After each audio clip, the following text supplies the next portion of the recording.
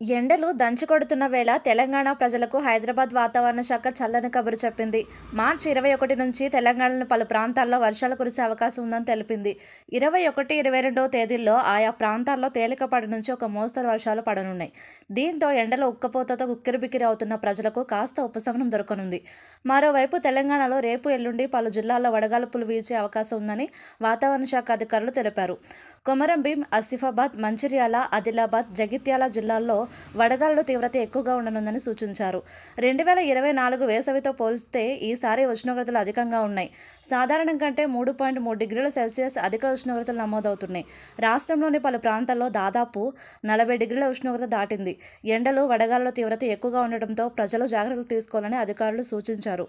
మధ్యాహ్న సమయంలో అవసరం ఉంటేనే బయటకు వెళ్లాలని అంటున్నారు. ఉత్తర తెలంగాణ జిల్లాల్లో ఎండల తీవ్రత మరీ అధికంగా ఉంది. రానున్న వారం 10 రోజుల్లో మాత్రం కొద్దిగా భిన్నమైన వాతావరణం ఉండనున్నట్లు వాతావరణ శాఖ అధికారులు తెలిపారు. రాబోయే 2 రోజుల్లో గరిష్ట ఉష్ణోగ్రతలు ఉండే ఛాన్స్ ఉందని అధికారులు వెల్లడించారు. మొత్తానికి వానడి బగబగలతో అల్లాడుతున్న తెలంగాణ ప్రజలకు హైదరాబాద్ వాతావరణ కేంద్రం ఉపశమనం కలిగించే వార్త చెప్పినట్లయింది. ఈ నెల 21 నుంచి వర్షాలు కురుస్తాయని చెప్పడంతో ప్రజలు కూడా రిలీఫ్గా ఫీల్ అవుతున్నారు.